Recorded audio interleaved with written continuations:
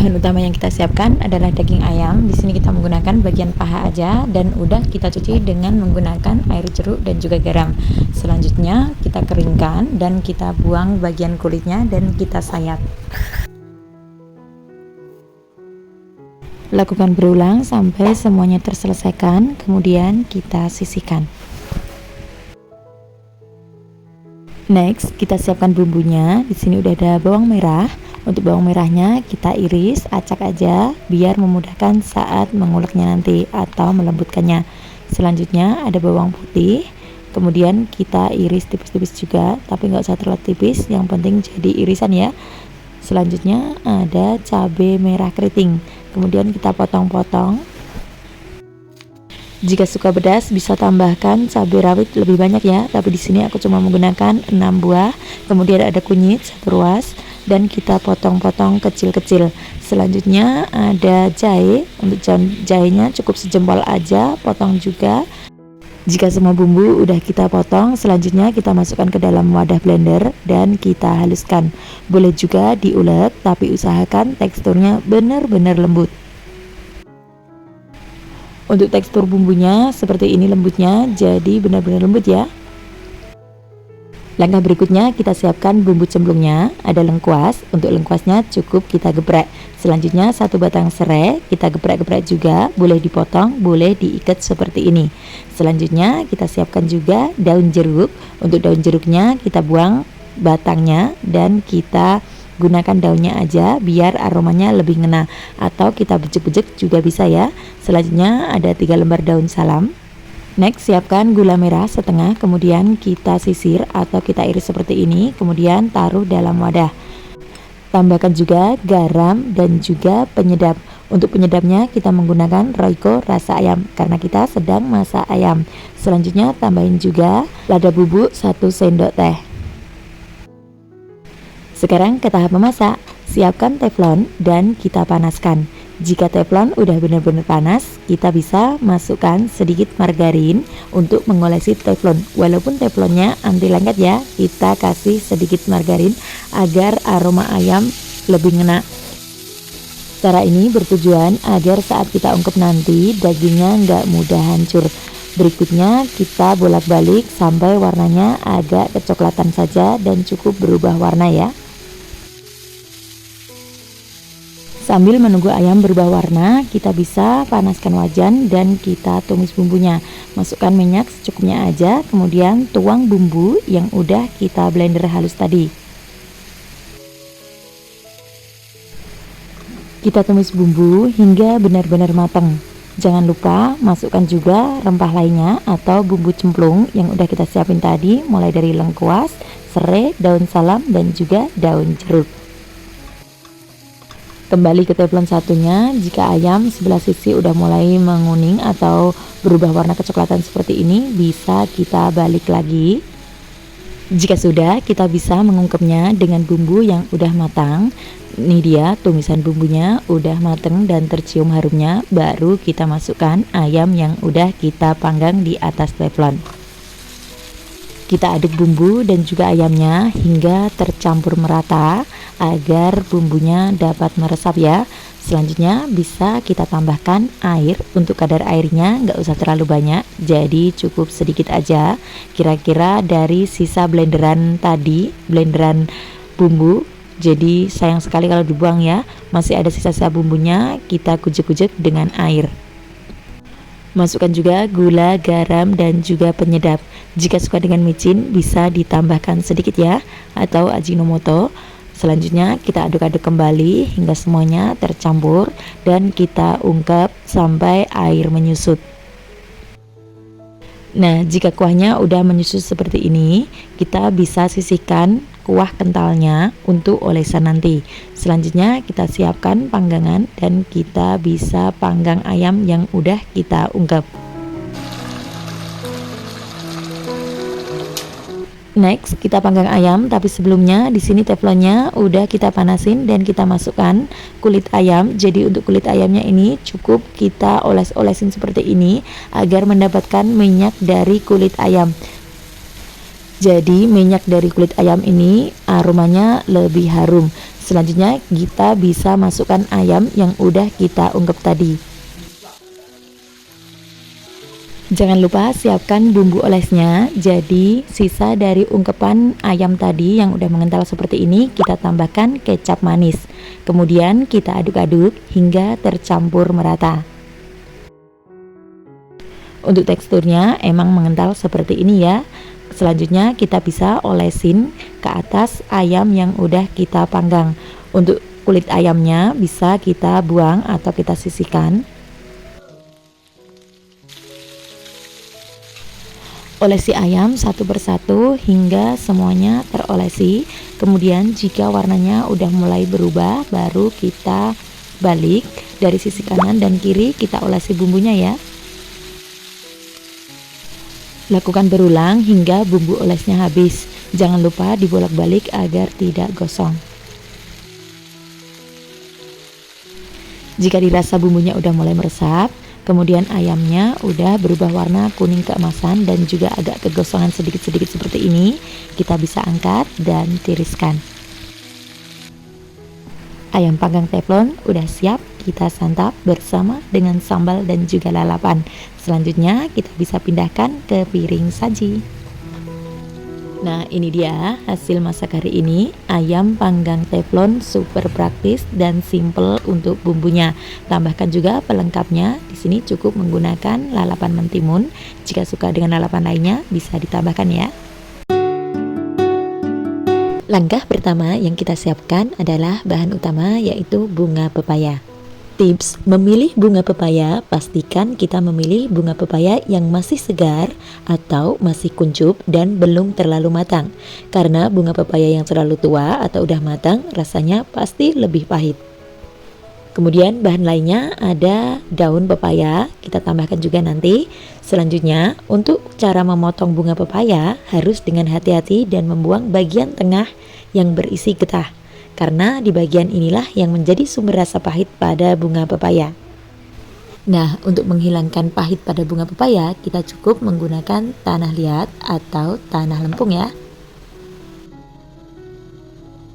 Gunakan tanah liat secukupnya, kemudian tuang air secukupnya atau sedikit dulu. Setelah itu kita aduk-aduk hingga merata. Kemudian kita buang air pertama.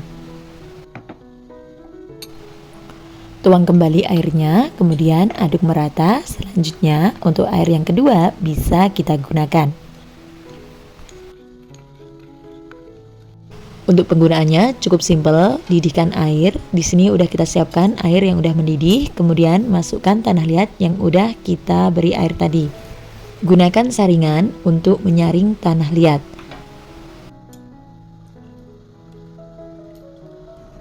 Tunggu air tanah liat hingga benar-benar mendidih. Baru setelah itu kita masukkan bunga pepaya yang udah kita bersihkan.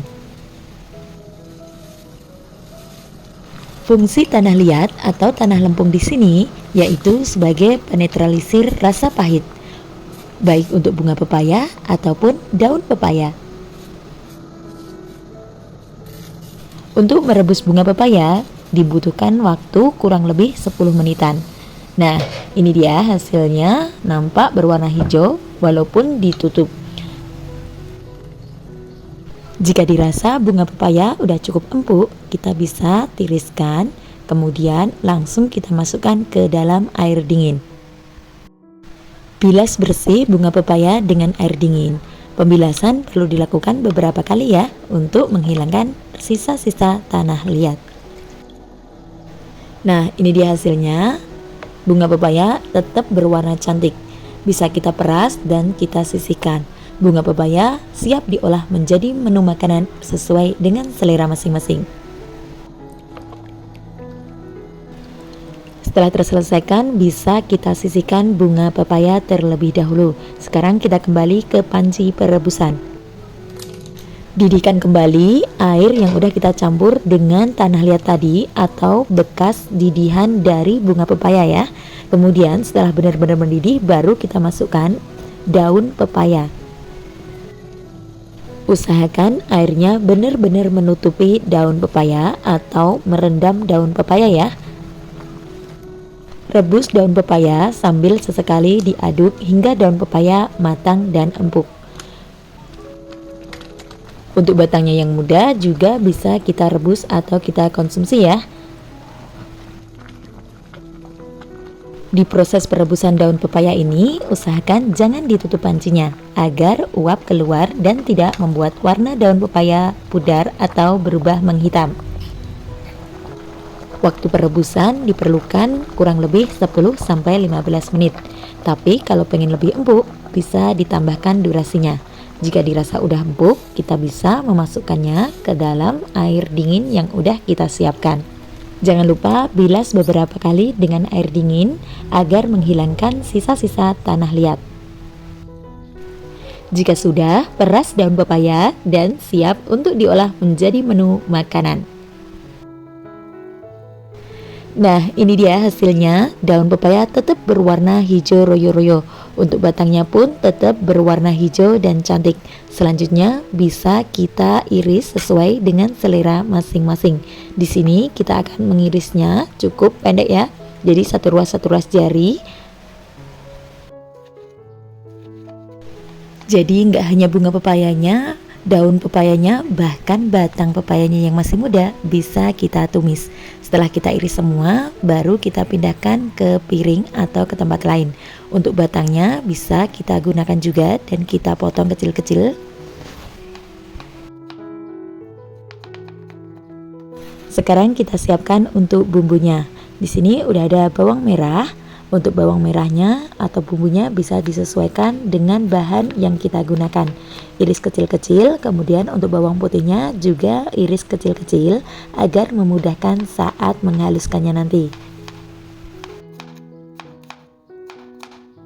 Bumbu berikutnya ada cabai merah keriting, kemudian kita potong-potong acak aja.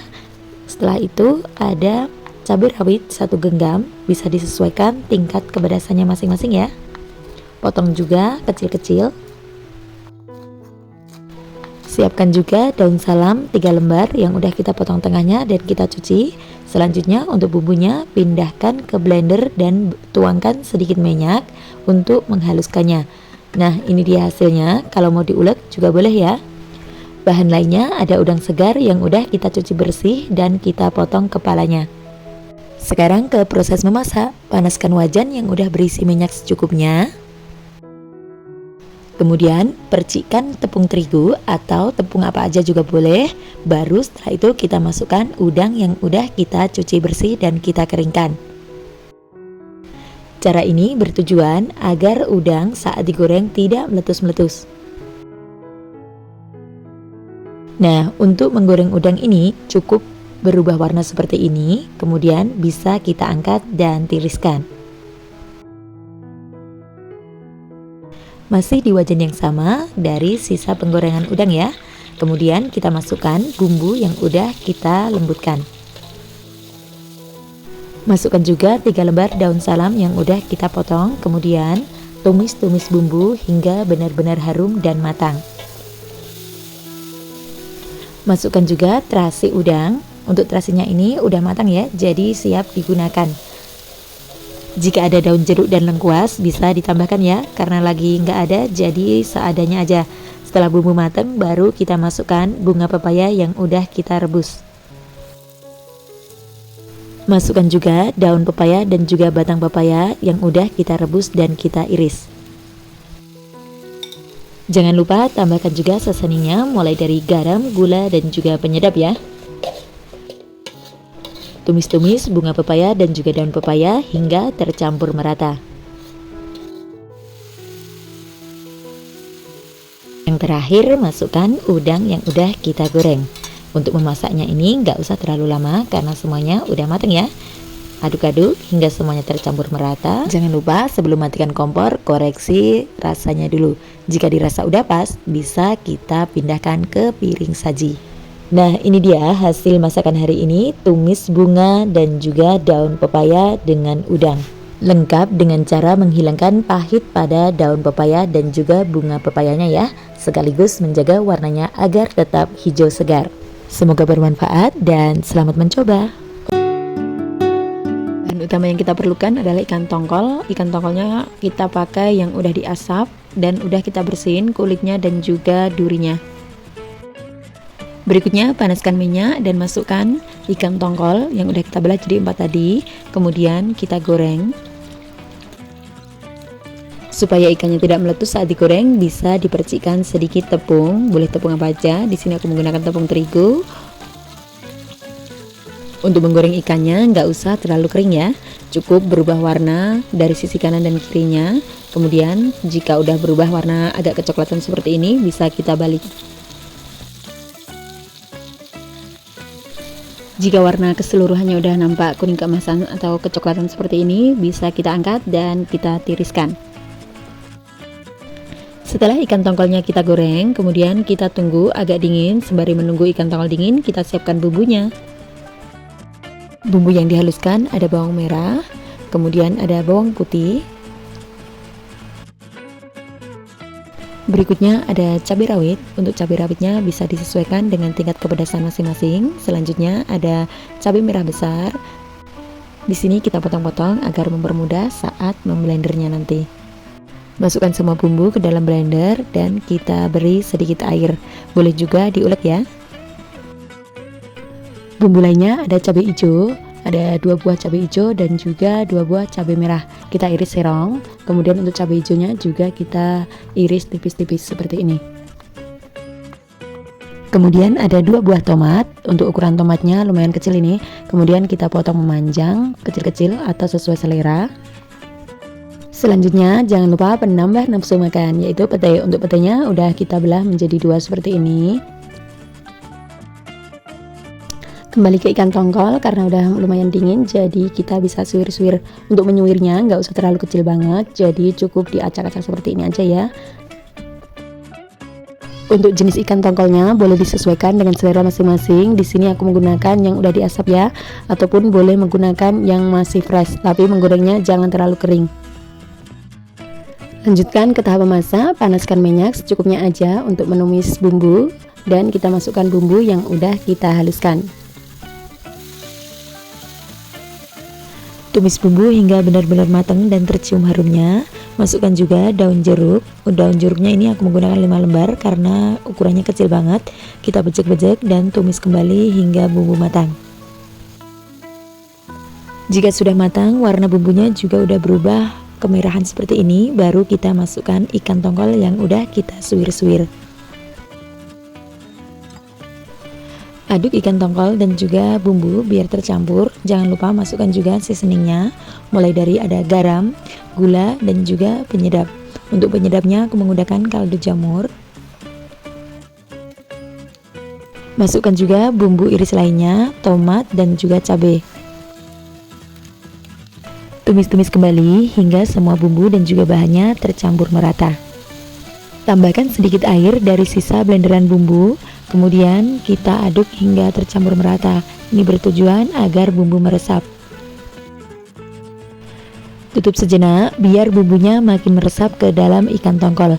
Selanjutnya aduk. Jika kuahnya udah mulai menyusut, baru kita masukkan pete yang udah kita belah-belah. Kebetulan banget lagi musim pete, jadi petenya ditambahin lebih banyak dari biasanya.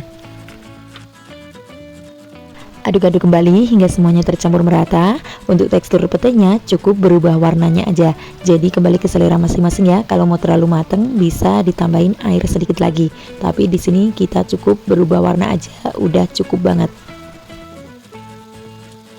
Jangan lupa tes rasanya. Jika dirasa kurang bisa ditambahkan seasoningnya. Karena di sini kurang asin sedikit, jadi aku tambahkan garam.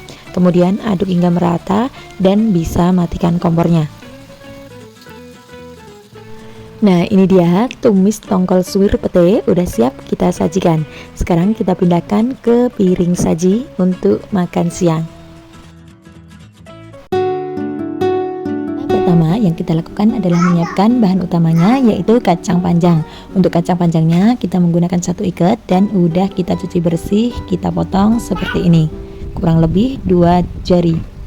Selanjutnya kita rebus air. Jika udah mendidih bisa kita masukkan kacang panjang yang udah kita potong-potong. Rebus kacang panjang hingga berubah warna atau kurang lebih 2-3 menit saja. Aduk kacang panjang hingga keseluruhan agar matangnya bisa merata. Jadi di sini kita masih menginginkan rasa teksturnya yang crunchy ya, nggak terlalu lembek. Jika sudah, bisa kita matikan kompornya, angkat dan masukkan ke dalam air dingin atau air es. Fungsi memasukkan kacang panjang yang telah direbus ke dalam air dingin atau air es adalah menghentikan proses memasak kacang panjang. Selain itu juga menjaga warna kacang hijau tetap hijau segar. Jika sudah dingin, bisa kita angkat dan sisihkan. Belah kacang panjang menjadi 2 bagian. Boleh menggunakan tangan atau dengan pisau seperti ini. Misalnya nggak ada waktu, boleh langsung ditumis tanpa harus dibelah 2 seperti ini. Lakukan hingga selesai. Jika sudah, bisa kita sisihkan ke dalam wadah. Sekarang kita siapkan untuk bumbu halusnya. Siapkan 7 siung dari bawang merah yang udah kita kupas. Selanjutnya kita potong kecil-kecil. Kemudian ada 5 siung bawang putih. Ini ukuran kecil, jadi menggunakan 5 siung. Kemudian kita potong kecil-kecil juga. Untuk cabai rawitnya kita menggunakan 5 buah aja. Jadi disesuaikan dengan tingkat kepedasan masing-masing. Jika suka pedas bisa ditambahkan. Potong cabai rawit kecil-kecil dan tambahkan juga cabai keriting. Untuk cabai keritingnya ini ada 7 buah, kemudian kita potong kecil juga. Selanjutnya 3 butir kemiri. Untuk kemirinya bisa disangrai dulu, kemudian kita iris kecil-kecil. Ada 1 ruas kencur yang udah dikupas, kemudian kita potong kecil juga. Selanjutnya ada kunyit. Untuk kunyitnya kurang lebih 2 ruas jari. Selanjutnya bisa kita potong kecil juga. Jika semua bumbu udah kita potong kecil, masukkan ke dalam blender dan kita haluskan. Boleh juga menggunakan ulekan. Tambahkan sedikit minyak agar mempermudah saat menghaluskan bumbunya.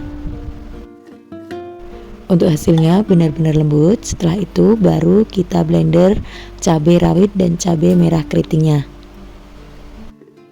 Siapkan juga bumbu cemplungnya, mulai dari lengkuas yang udah kita geprek, kemudian daun salam. Karena di sini terlalu lebar, aku potong menjadi 2 bagian. Berikutnya ada gula merah yang udah disisir. Selanjutnya tambahkan garam dan juga penyedap. Untuk santannya menggunakan santan instan ukuran 65 ml. Sekarang ke proses memasak. Siapkan wajan dan tuang sedikit minyak karena tadi udah ada minyaknya, jadi kita menuangnya nggak usah terlalu banyak. Kemudian masukkan semua bumbu yang udah kita haluskan. Tumis bumbu hingga benar-benar matang dan tercium harumnya. Jangan lupa masukkan juga bumbu cemplungnya, mulai dari lengkuas dan juga daun salam. Jika bumbunya udah matang, baru kita masukkan sedikit air dan juga santan. Kemudian aduk-aduk merata dan masukkan kacang panjang yang udah kita potong atau belah jadi 2. Maaf, pas masukin kacang panjang gak kerekor videonya ya. Jadi langsung ke proses icip rasa. Jika rasanya udah pas, bisa kita angkat dan siapkan ke piring saji. Nah, ini dia masakan hari ini, kacang panjang tumis santan bumbu kuning. Udah siap kita hidangkan. Semoga suka dengan resep kali ini dan selamat mencoba. Berikut ini adalah bumbu mentahnya. Siapkan cobek, kemudian ada cabai rawit sesuaikan dengan tingkat kepedasan, kemudian cabai keriting. Di sini kita menggunakan 4 cabai keriting. Kemudian ada bawang putih. Untuk bawang putihnya size-nya masih kecil-kecil ya. Kemudian ada kencur. Kencurnya aku kupas jadi biar nggak menghitam. Kemudian kita menggunakan daun jeruk. Jadi untuk semua bumbunya itu mentah kecuali terasi yang udah digoreng. Boleh dibakar, boleh digoreng ya. Berikutnya ada garam karena di sini bikinnya sedikit, jadi nggak banyak-banyak amat ya. Dan selanjutnya kita bisa ulek hingga benar-benar halus. Oh ya, jika suka dengan penyedap bisa ditambahkan. Di sini aku tambahkan penyedap rasa kaldu jamur ya. Untuk melembutkan bumbu akan lebih sedap jika menggunakan cobek seperti ini ya. Kalau di blender teksturnya juga lain. Selanjutnya setelah bumbu lembut kita bisa masukkan gula merah. Namun sebelum gula merah kita masukkan, kita bisa sisir lembut seperti ini. Cukup setengah tapi nggak ada setengahnya. Kemudian kita masukkan ke ulekan bumbu dan kita campurkan. Jadi bumbu terancam ini mirip dengan bumbu urap ya. Hanya saja semuanya serba mentah, tapi kalau urap harus dikukus atau disangrai. Jika bumbu udah lembut seperti ini, kita bisa campurkan dengan kelapa parut yang udah kita siapkan. Oh ya, untuk teman-teman yang tidak suka dengan bahan yang mentah seperti ini, sebenarnya ini mentah langsung bisa dikonsumsi ya. Tapi jika nggak suka dengan aroma kencur dan baunya yang masih mentah, kalian bisa menyangrainya dengan api kecil pakai teflon tentunya yang anti lengket, agak sedikit kering, udah deh siap dihidangkan. Oke, langkah berikutnya kita siapkan bahan sayuran mentahnya. Di sini udah ada coklat cekri. Jadi ini coklat cekrinya metik dari kebun sendiri ya. Cuma dikit aja karena cuma punya satu pohon. Kemudian kita iris seperti ini. Tentu saja udah kita cuci bersih. Kemudian ada ketimun. Untuk ketimunnya bijinya kita buang. Dan selanjutnya kita potong kotak-kotak atau sesuai dengan selera masing-masing. Untuk jenis sayurannya bisa disesuaikan dengan selera masing-masing ya. Sayur selanjutnya di sini udah ada daun kemangi yang udah kita cuci bersih tentunya. Kemudian kita potong-potong sesuai dengan selera. Cara ini juga menghasilkan keharuman dari daun kemangi. Dan di sini udah ada tauge yang kita cuci bersih. Selanjutnya kita campur semua bahan atau sayuran yang kita potong-potong tadi. Sayuran segar berikutnya adalah pete Cina atau lam toro. Setelah sayuran pelengkap udah kita jadikan satu, kemudian kita bisa taburi dengan bumbu urap di atasnya dan kita aduk hingga benar-benar merata. Nah, jika semua bumbu dan juga bahan sayuran mentahnya udah kita campurkan seperti ini, berarti siap untuk dinikmati. Cara masaknya sangat simpel sekali. Jangan lupa cek rasa. Jika dirasa udah pas, siap deh untuk dihidangkan. Menu deso yang satu ini, yang namanya terancam, memang nggak pernah ada bosannya. Semoga suka dengan resep kali ini, dan jika suka, selamat mencoba. Dan ini dia hasil masakan hari ini, terancam menune wong deso. Pakai ikan asin dan juga goreng tempe ala Endulita.